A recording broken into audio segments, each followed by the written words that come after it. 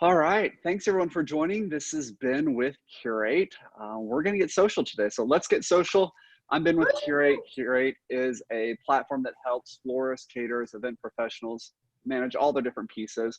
So we're super excited. We're not going to talk about our software today. We're talking all things social, and who better to do that than two of our favorite social people. We're going to do some introductions, but just a few housekeeping items. Um, Everyone wants to be interactive on this. This is social. This is fun. We're excited you're here. Go ahead and chat in. If you have any questions, we're going to do some questions throughout the whole conversation, but we're going to do questions at the end from the audience as well. So in the chat section, in the comments, put where you're from. And then also, if you have any questions as we're talking about things, go ahead and put those in there. We're going to be managing those on the back end, making sure that we can all address any topics that are coming up for social. Pretty casual conversation, but the top level experts in social are here. So I'm going to go ahead and let them introduce themselves. We'll start with Yvonne and then we'll go to Susan.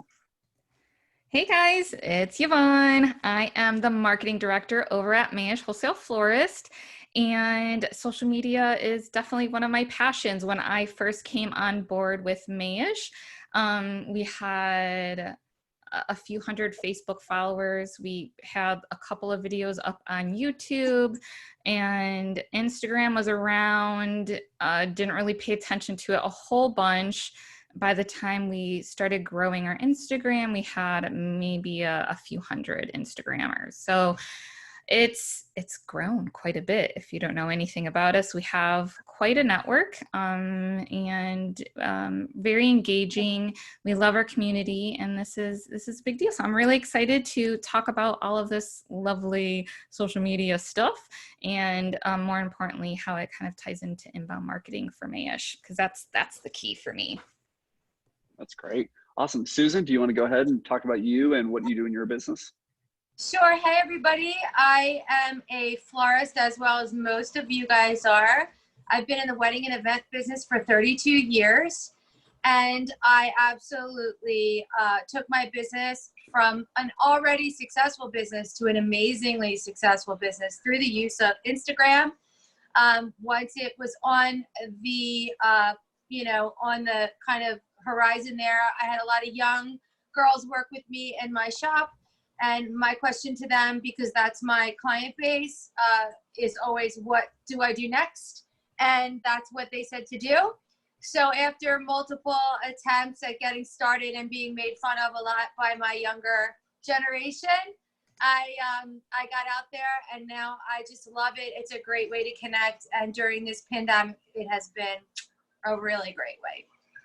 Yes. And I really appreciate all the information both of you provide, because it's very different but very similar in a lot of ways. And I love that as COVID happened and as just life happens, you guys have been jumping in and doing a lot of education. You've been bright spirited, really real too, but also just providing some insight to what's going on. So I really appreciate what you both do for the industry and the community too. So thank you again for hopping on. Let's jump into it.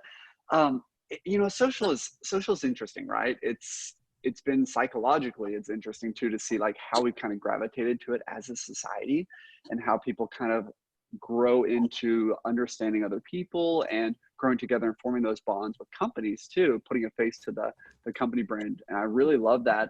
And there's some different views on success. So when it comes to success and being effective on social, like how do you view success? And we'll start with Yvonne again. How do you view success when it comes to being effective on social? Is it like engagement views on webinars or lives, or is it more around the content you produce and how people gravitate to that? So just overall general, I love when I hear people say, I never knew Mayesh existed, and all of a sudden I'm just checking out social media and you guys are literally everywhere. I heard you from my friends. I heard about you on, watching videos on YouTube. I'm on Instagram. You're involved with a bunch of different things, and I'm hearing about you everywhere now that I know who you are.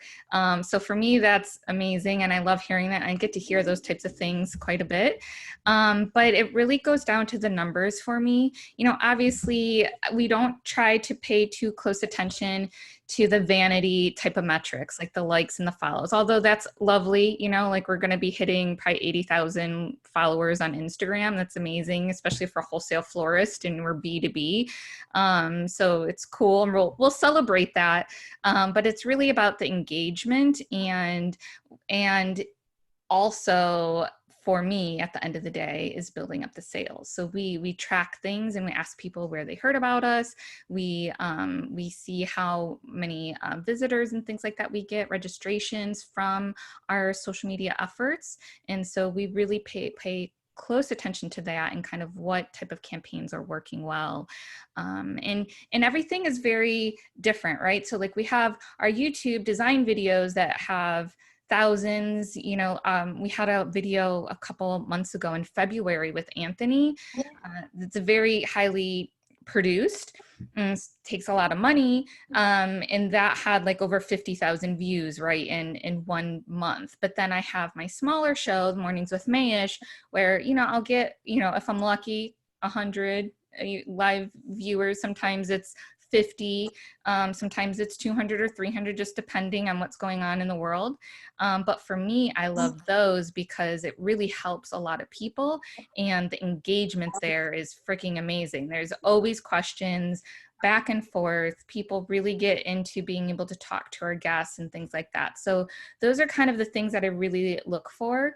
And then also the content piece of it. So our content is really what we're using social media as a vehicle to get our message out there. And so we work really hard on creating content that people really want to know and to absorb.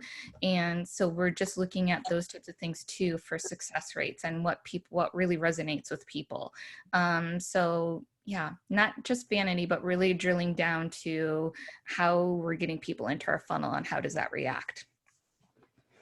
I love it. That's great. Susan, do you want to talk about kind of what you do with your company and how you view kind of being successful on social, what that looks like for you? Sure. I mean, at the end of the day, I would agree with Yvonne. It's numbers, and Yvonne, I love what Mayesh does, by the way. As a florist and event planner, I have enjoyed your design contests and I watch your videos and I really think they're well done. And so hats off to you.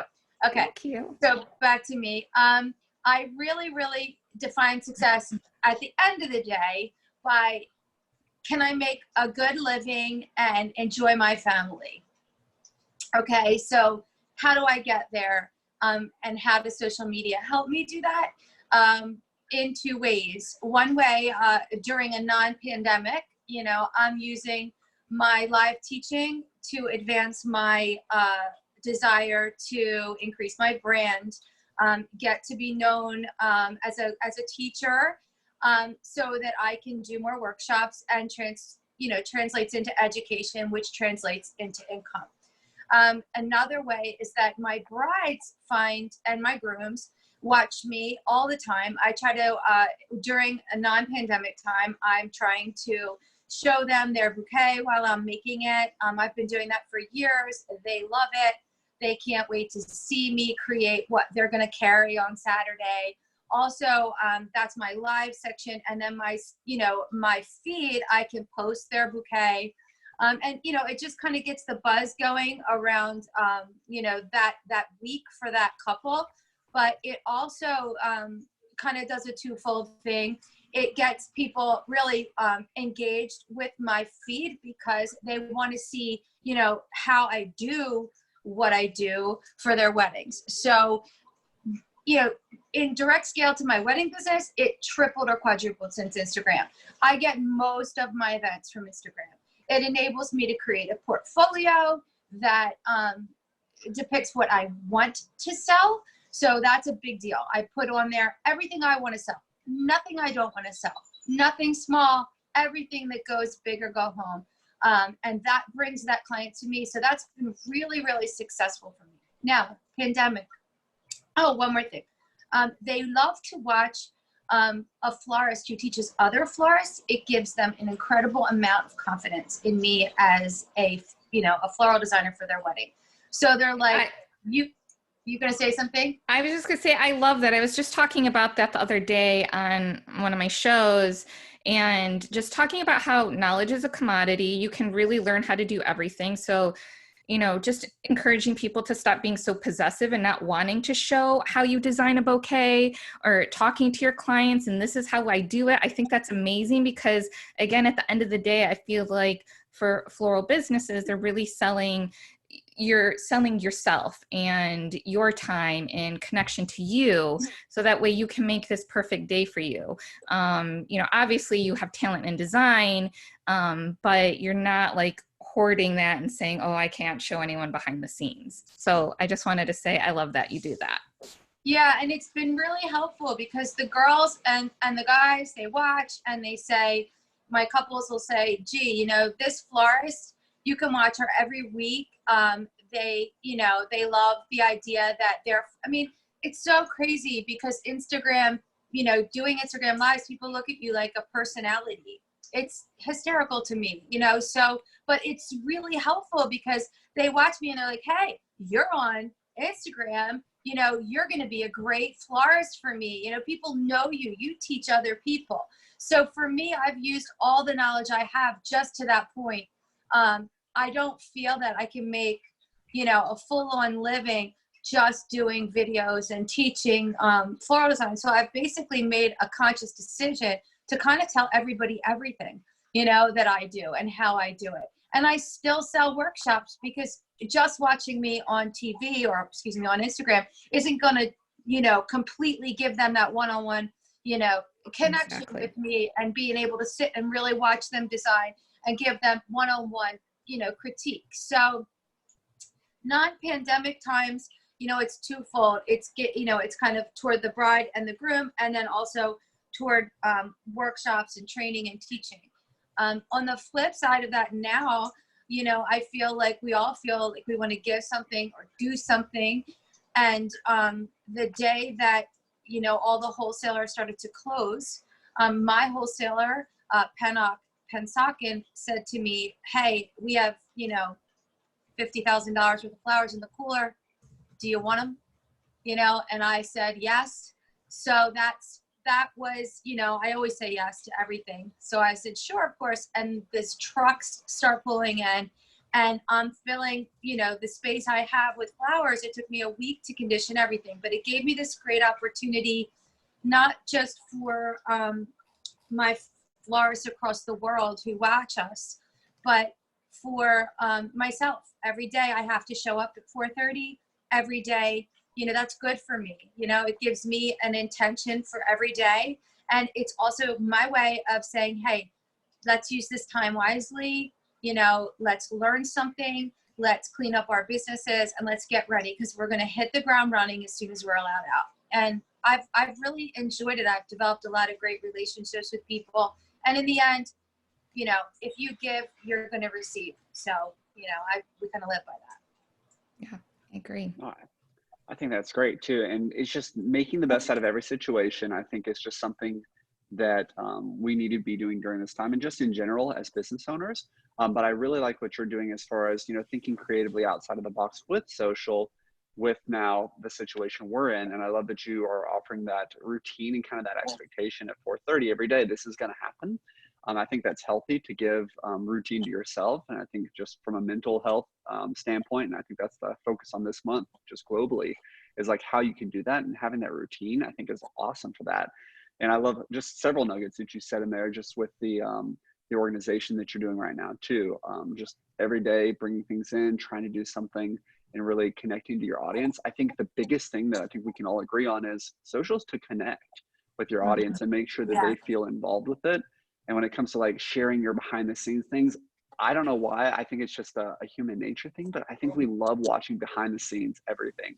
You want to see how this music video is made. You want to see how this cake was made. You want to see how this arrangement was made. You want to see the details of it. And I think that gives so much more appreciation to the art and the end product. Because if you just see the end product, wow, that's amazing. But when you can see the 10,000 flowers that went into that individual piece, I think that's just a whole new level. So I love that you're doing that and educating during the process.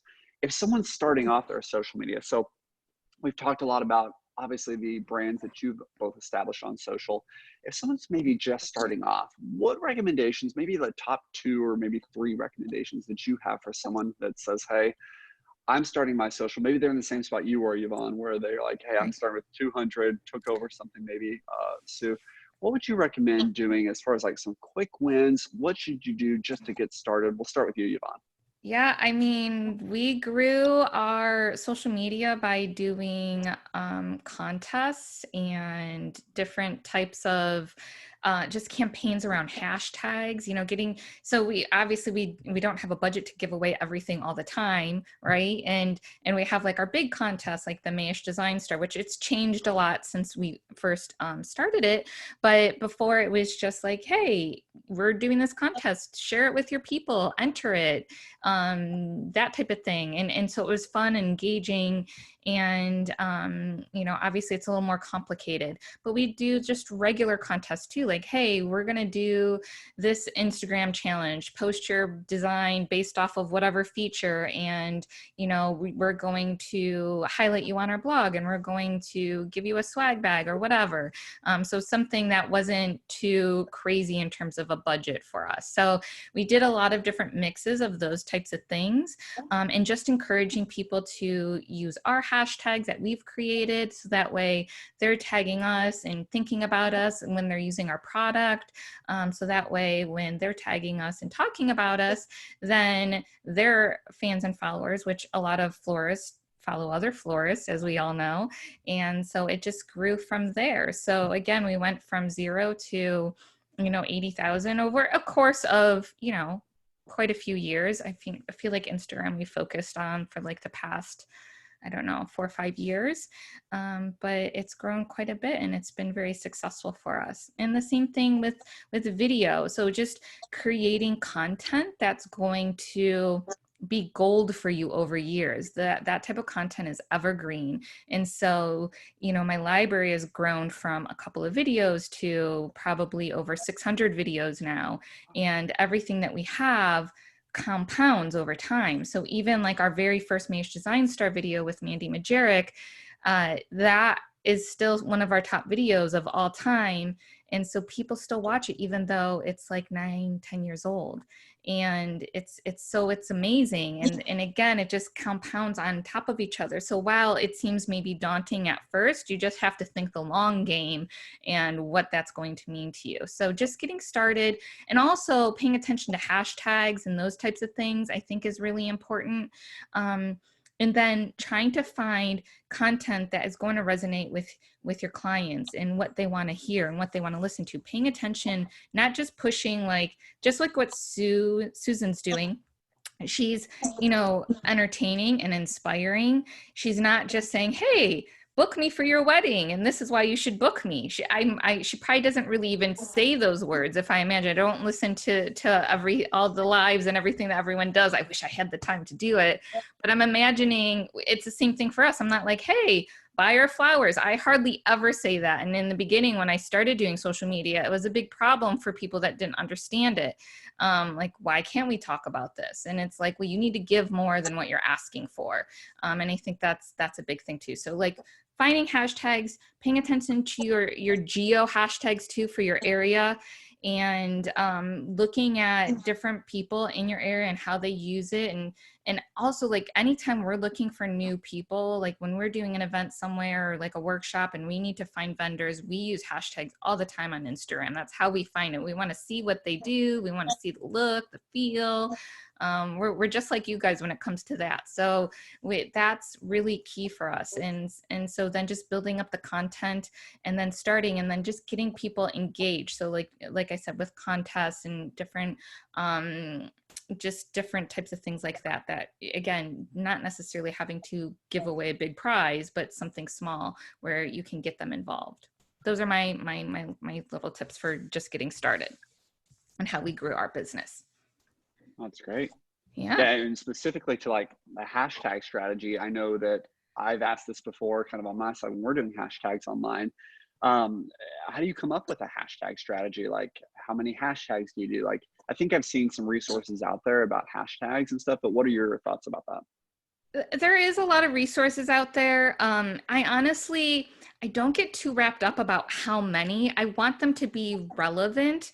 And I'll use maybe a couple big ones, you know? So I just want them, I'm really into more of the micro over the macro. So I really try to focus on something that's relevant to whatever they're seeing, because if it's not relevant, then people aren't going to look at it if they're looking at a hashtag and your picture has nothing to do with it. So that's my big thing I try to remember. So when I first started social media, I did try to have like 10 to 15, maybe even 20 hashtags, and we've moved away more to making sure that they're just relevant.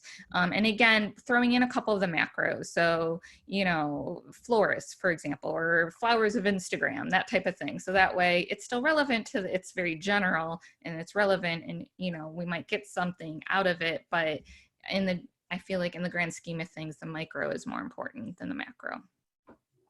I love Susan, that. And I what love do you what do? you guys do. Yeah. Susan, go ahead. I love everything you said, so I won't double on that, but I will say to the florists out there who want to build your business, who've just started on Instagram.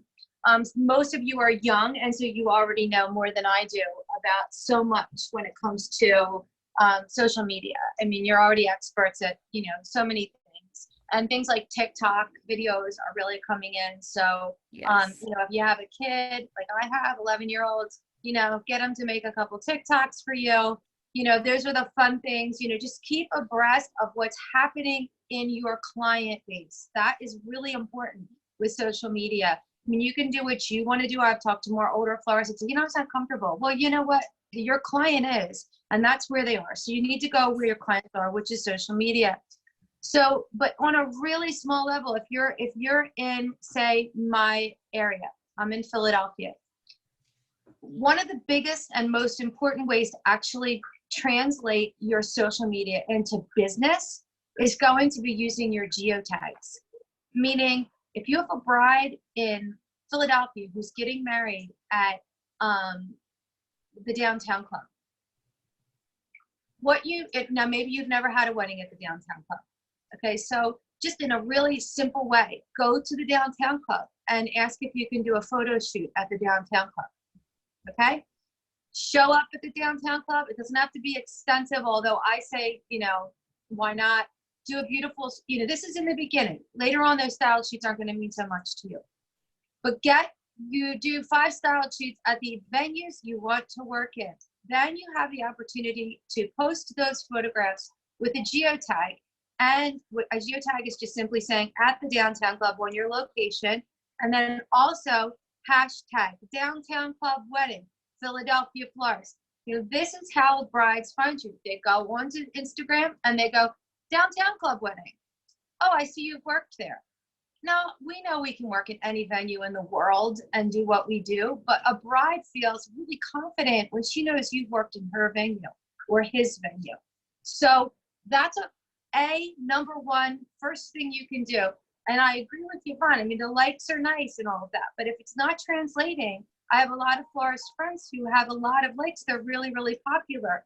But when it comes down to, are people calling you and booking you for weddings? If that's your goal, then, you know, you can keep it really close to that. Secondly, do lives, like she said, do videos. They don't have to be perfect. But videos, if you first start posting videos on your feed, it's going to show how many views versus how many likes, okay? So in the beginning, when you may only get 6 likes on a photograph or 8, it's really important to gain the confidence of your client. This is what I think. It's just my opinion. So do a video or a collage of your work so that it starts to move. Or when you get your bouquet, show your bouquet and don't just take a still shot of it. We started doing that a couple years ago where we moved the bouquet. You know, now it's a video. Now you have views. Does it matter? A little bit, because when I go, or your client who maybe doesn't understand how views versus likes works goes to your feed, they see 500 views, which is really simple to get, especially if you make the video short. You know, make it 3 seconds, okay? Yes. Then people are maybe watch it 6 times just because they looked at it. It's all about buying from the store that has the longest line. And you know what I mean. You go into the mall, you're buying a donut, there's 3 donut stores. The one with the long line, and then the other 2 have no line, you're going to the long line. They must have donuts that are really good, When they go to your site and they see a lot of engagement, they go, wow, you know? So those are simple ways to start getting people to engage with your site in a way that can translate immediately into money, as well as the things Yvonne said. So if you're doing all those things, doing a couple giveaways and connecting really in the beginning with lots of other vendors, not the best vendors in your area are not going to connect with you to do a style shoot, but you can go find 3 really hungry vendors that are new and hungry, and you can tell, you know, they're out there. Photographer that's really working hard and starting to produce really great content. You know, give away $1,000 worth of flowers to that person. It's better than investing in what we used to do, which was a lot of print. You know, now take that $1,000, create a gorgeous, don't do a photo shoot and take pictures of things that are not enjoyable, you know, that you're not going to care about, that you'd scroll past. Take, you know, that big $1,000, do a gorgeous installation, you know, and then make it with a wedding planner in your area, photographer in your area that is going to, you see they're hungry. You know, if you can get somebody with already a highly engaged feed, then go for it. But if you can't, get the hungry one and start helping each other out. You know, somebody in our area who's not well known at all did a virtual bridal fair. Never heard of her. Smart girl. Called me, wanted to do a virtual bridal fair during the pandemic. You know, I don't even do bridal fairs anymore. She's like, I'm like, no, I don't even know who you are. I didn't even look again. She was so smart. She wrote me another email right after that. Shannon Wellington's doing it. So smart. See, Shannon Wellington is one of my big planners, one of my best friends. So I say, oh, well, Shannon's doing it. I'll do it. So use what you got. Be smart. I do that all the time. Now I got FOMO, you know, I got to do it. I do it. She had 200 couples on there, you know? So in the beginning, I said just do everything, you know? But right now, if you're new, you're trying to get other people to say yes. So, you know, pull out everything you can figure out and do it. But social media is free. It's amazing. Yeah. It's free. Well, and I love what you said too about do everything too. I think in the beginning stages of building your brand, especially on social, do everything, try everything out there and see what resonates. And to Yvonne's point earlier, you know, that the numbers and the metrics, test the metrics to everything that you're doing and say, hey, I'm going to try this live. Let's see what happens. I'm going to do it for a while. If this is not picking up, change the way you do it or change that medium or the way that you say it. With your lives specifically, so I think a question actually came in about lives. Do you save your lives, or do you do certain lives that you save and upload to IGTV later? Like, how do you do those lives? Absolutely. To Yvonne's point about content, you know, I'm not even as good about this as I'd like to be. I don't know why I'm not just filming my lives separately, you know, with a camera to create video content as well. But yes, at the top left of your screen, there'll be a little arrow after you do your live. And unfortunately, if your live is too long, it's not giving you that option sometimes. I haven't quite figured out, you know, what to do, because my lives will run an hour sometimes. And even my followers are like, hey, you're almost at an hour. Don't you want to, you know, come back on? So, but yeah, on the top left, you're going to hit save and then you're going to share. But it doesn't even say save. It's just a little arrow. So they're really not pushing that saving. But yeah, anything I save, I hold on to. And so I'll post it immediately, you know, so that people can go to my feed and look at it. And then maybe in 3 weeks, I'll take some different kinds of photos and then use those photos as my, you know, the cover photo for my IGTV and then upload it to IGTV.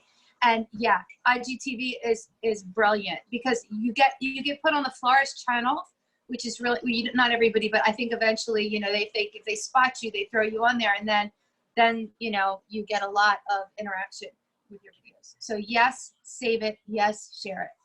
Yeah, and yes, I agree. IGTV. Yeah, we save all of our lives. I don't do as many IG lives as I do Facebook lives, just because of having multiple guests and things like that. And I hate how the comments, I've complained about this. I hate how the comments are all over people's faces, and it's really hard to keep track of everything. They need to do a better job, and you can't do it on your computer. You have to use your phone. So for a business, it's not the most ideal, but we save that. And I also wanted to just talk about and tie into, because again, content is queen, and you need to be able to put that information, all of your great content on a website, on a blog. That's a big thing for me. Our referrals are still like one of our top places that people find us. So that means they're searching for us, all of our organic search traffic, they're searching for us. They may use Instagram, but they're going to be using other things too. And so you need to make sure that all of your great content is somewhere else. Also, because Instagram can be hacked. That means if you get hacked and you can't get your account back, which by the way has happened, we've gotten hacked and luckily I got our account back, super lucky. And then a week later, Kelly Pools, so one of our sales reps had like a huge Instagram following, had tons of great content on there, and she lost it all. We could not get her account back. We tried everything and anything. And so she lost it all. So that is something that I think everyone needs to be aware about, that social media, you do not own it. It is not yours. It belongs to Instagram and Facebook. Everything belongs to Mark, right? Zuckerberg. So you need to make sure that you have a place to store all of your amazing content that you're working on, all those videos that you're creating, anything. And it doesn't have to be everything, right? All of our lives on IG, we'll save some of them we don't.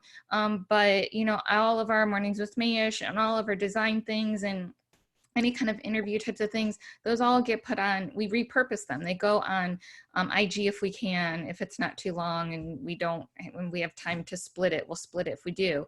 But it's always on Facebook, it's always on YouTube, and then it's always on our blog. And we also repurpose things into podcasts. And so it's just taking what you do and getting the most mileage out of it and making sure it's in a spot that people can search for you on Google too. And that way you're getting more, not just the social media traffic, but also the search traffic, which is still a big deal. I don't want people to forget how important that is. I love what you talk about, like repurposing and finding the different ways to use content. I've always loved that about you, because you'll do a mornings with Mayesh and then you'll convert it to a podcast. I was at a trade show right before everything hit, probably about March, into February.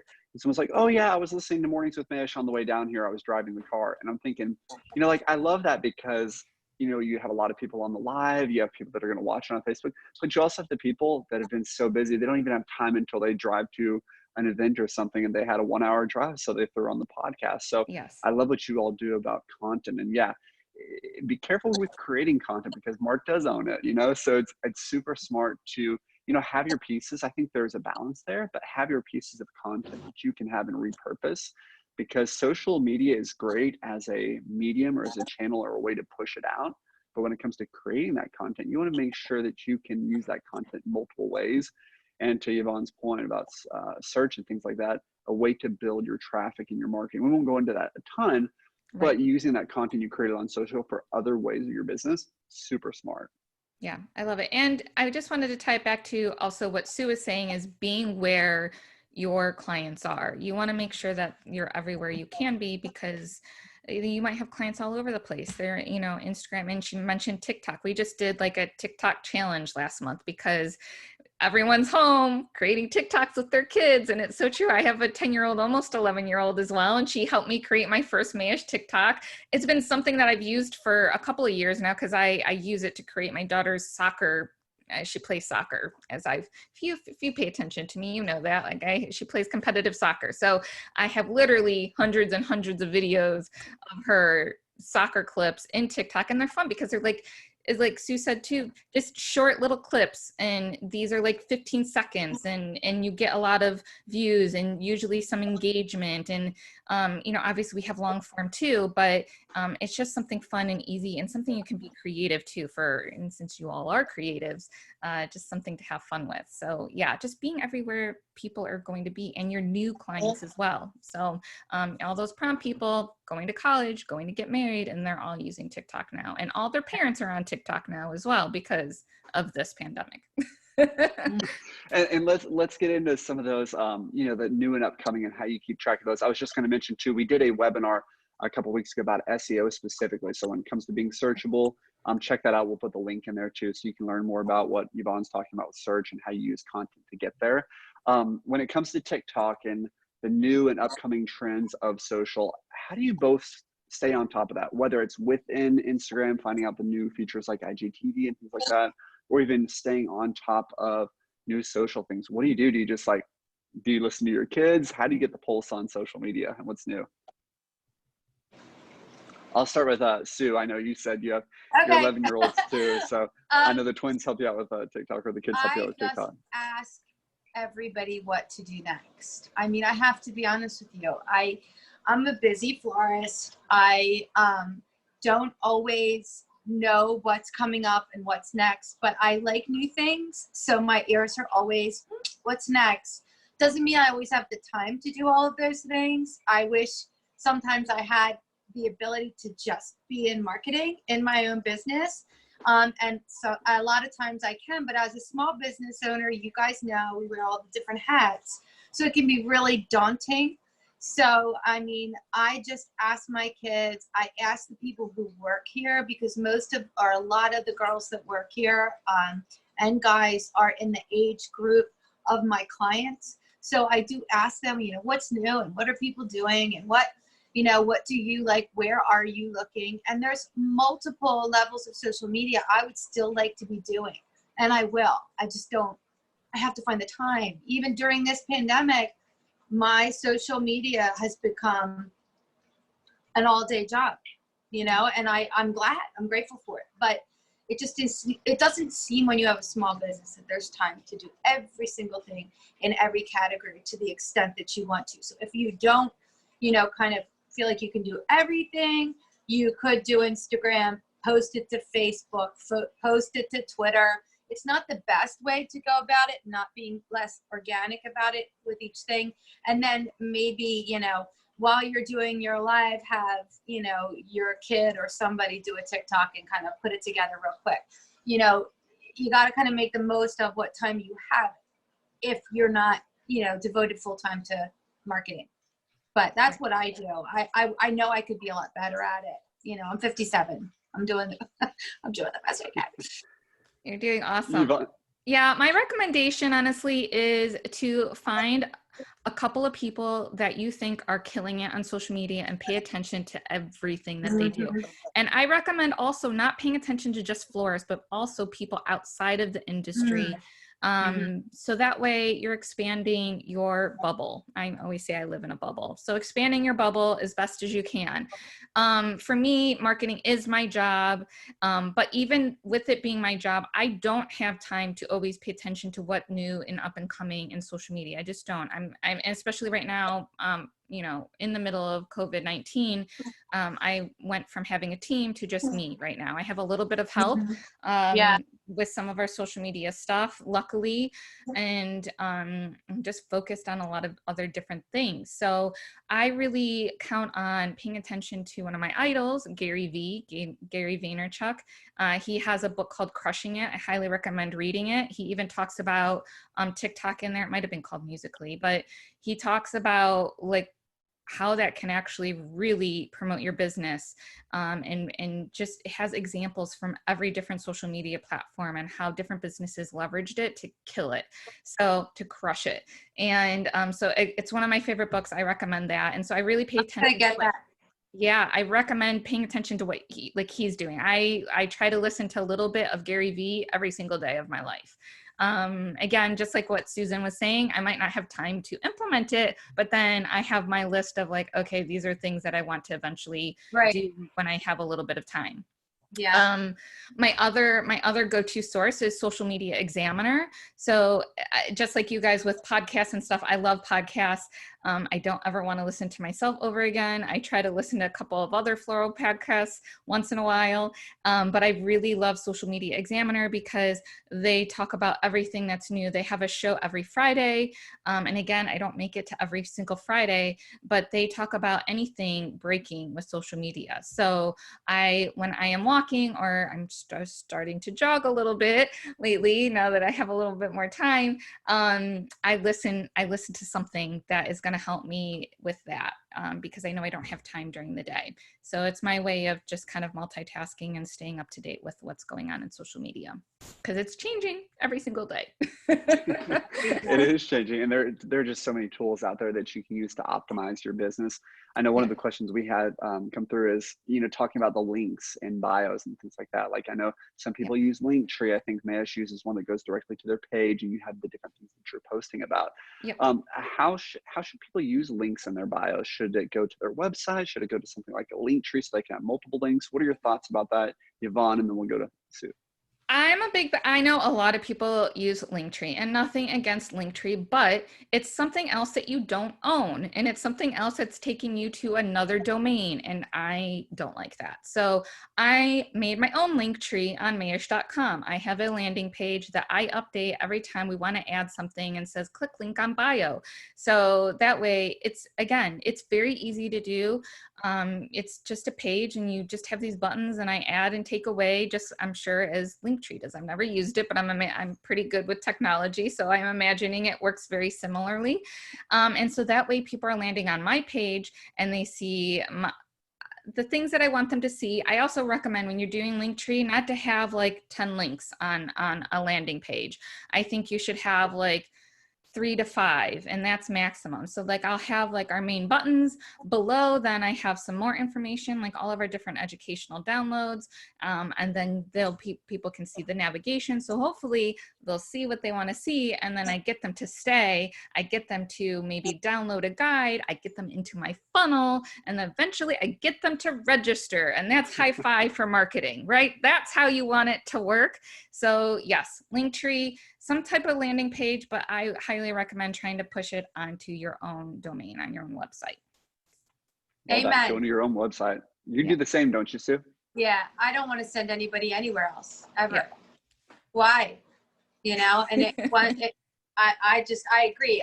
I like some of the advice you just gave. I'm going to go do it. I'm a Yvonne Ashton fan right now. I'm going to take a lot of her advice. This is a good podcast. Yeah. I love it. What is this called? Let's get it's social. Not a podcast. Let's get social. But it's it's just it's not a podcast. So like people just watch it on your site, right?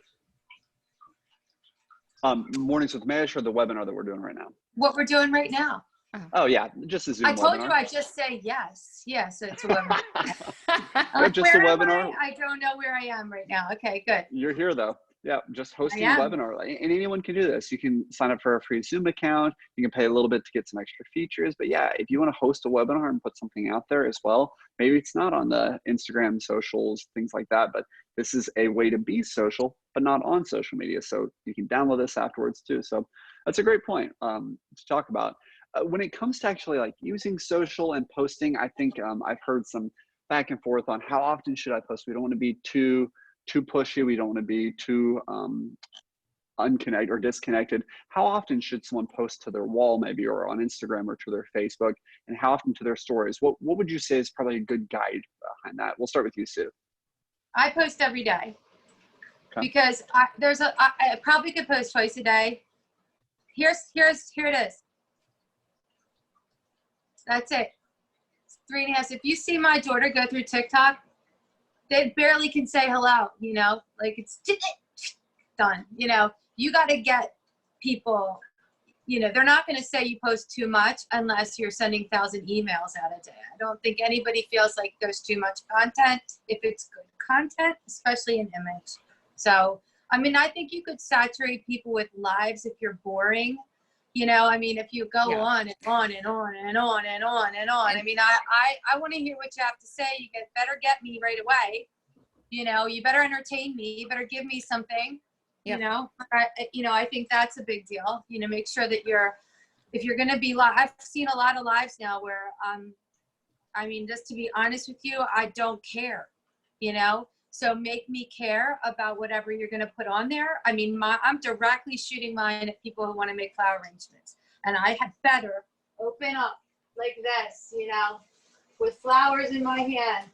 Just like that the whole time.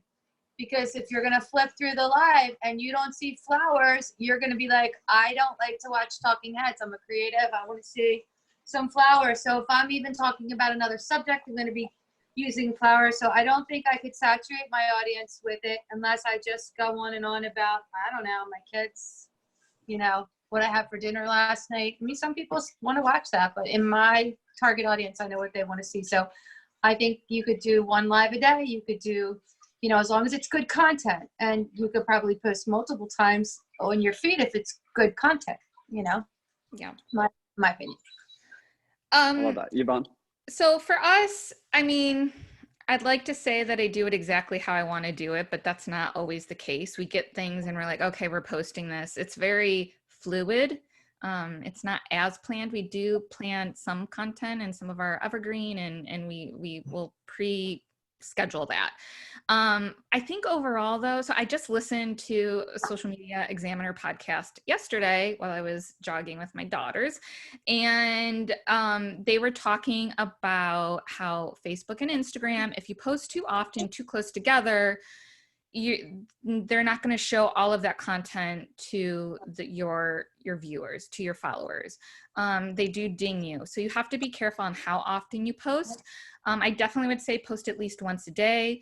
I would also say try to post when people look at their social media. So if you're looking at yourself and you go, okay, when do I look at my social media? I think a lot of us look at it as soon as we wake up, we roll over, we turn off our alarm, we just open it up, see what's going on.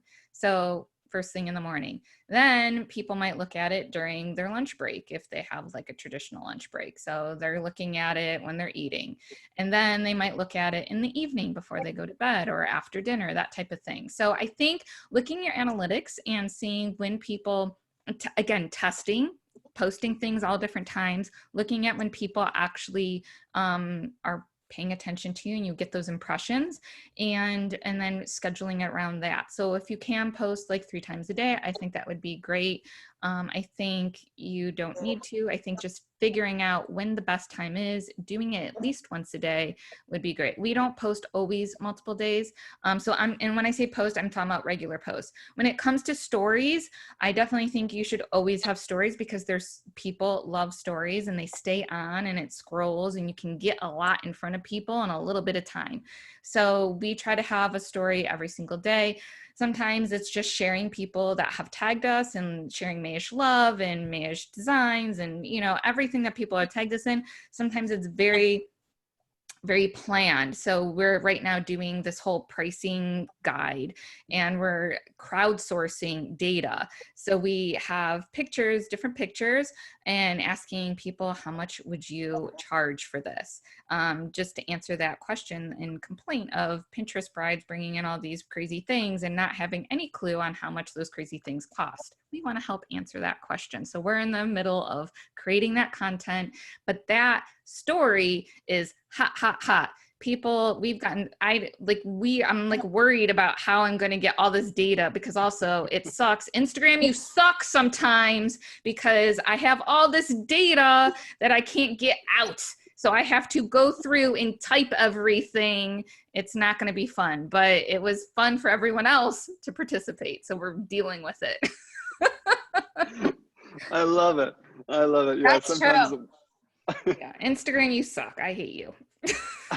I need it's you and I love you and I necessary. hate you. Oh, Like an abusive relationship. it really is. Especially for businesses. They just want to kick us in the knees all the time, you know? Well, let's talk about something a little more personal, a little less, I guess, more lighthearted. The kids, social, family. How do you do that? Like, obviously, you both have families. Sometimes I'll see, like, Yvonne will post something about her daughters playing soccer. I know, Sue, you posted about your family before. How do you? I know a lot of people out there are concerned about it, rightfully so. You know, it's a crazy world we live in. How are you delicate about that? How do you keep your family close and safe and protected while also still being personable? Sue, we'll start with you. I rarely post my kids' pictures, or if ever, on my regular feed. I do family pictures once in a while because I feel like it's important every so many pictures to feature something really personal about myself, and they are, you know, my life. But when it comes to lives and, this pandemic and my kids, I feel like it brings people into a much more comfortable feeling when my kids run in and scream at me that they want something, and I deal with it right then. Once in a while she'll come, creeping behind me, right, exactly. People love that. I mean, my clients love it. Every time I'm doing a live and I bring someone else on, or I've been brought on to other people's lives, their kids are there. I think you need to be careful not to it's like being at, someone's house and their kids just like constantly there, once in a while them kind of going by, oh, that's really cute. But, you got to, draw the line. My kids know I'm at work. My daughter came in while I was doing this. How long are you going to be on there? Yes. So, it's okay. I mean, it's everyone's reality right now. So I think it's good for them to see that you're real too. But I don't think it's good for me to make my kids feel like they have to be in all my pictures. And I don't think anybody cares. I mean, I'm sure they do. I've heard people say who have sort of used their family as their brand. And they're kind of always out there. And then I've heard them going on and complaining, oh, people are in my business. And I'm like, well, you put your business out there, then people are going to be in your business. So, I mean, you got to pick. If you want it to be your brand, then they're going to be all over it. If not, exactly. Give them a 10 minutes. Exactly. That's a good point. Good point. Yvonne? Yeah, I mean, it's a little different since we're like B2B and we're really big and across the whole entire country. So for me, I don't really share anything. Like my daughter was in the TikTok, just because I didn't want to be in it, and I'm not at a warehouse right now with a bunch of people, so it was me or her. So and she loves it. Yeah, so she loves it. And again, when I'm doing videos, you'll see their pretty little heads once in a while, and you'll see my dog because he literally pushes the door open and comes in.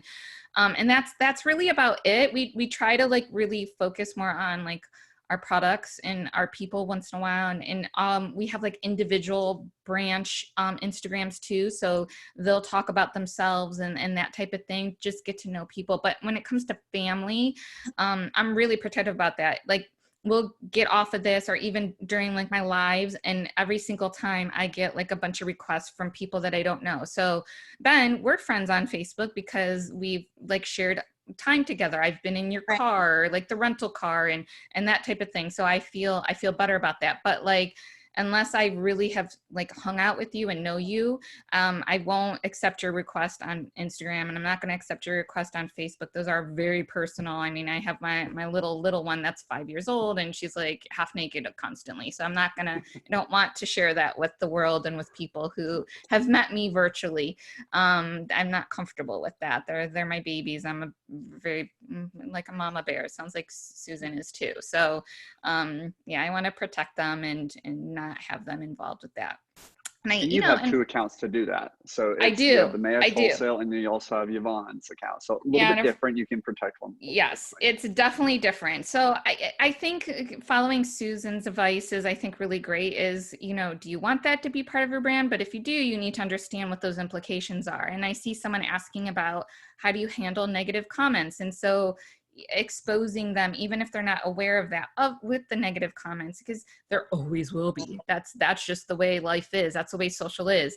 And I'd love to talk about that question in a second. But please, being a part of that, whether you want them to expose them to that, I think is something that you need to examine as well. That was actually the I guess we have a couple minutes left, but that was one of the questions I wanted to ask. Obviously we want to end this on a positive note, but how do you remain positive with negativity that's just bound to come in, because some people are very sad and negative comments come in online all the time? How do you deal with that, Yvonne? And then we'll go to you, Sue. My favorite thing is Gary Vee always talks about empathy, right? Thinking about those people who have those negative comments and where they're coming from and what a crappy life they must be having, where they take the time to blast you on social media and be a keyboard warrior and a troll. So think of it that way and not let it affect you and how you feel. I honestly laugh because there are certain people who I know will post negative things, and it literally makes me laugh. I'll send it to my team and be like, did you see this person send this thing again? Come on, let's all be happy. Let's be positive. Let's support people. We're not perfect. our design stars are not perfect, but we put ourselves out there. And so like for people to critique things and people that put themselves out there who are hiding behind their computer, I just feel sad for them, honestly.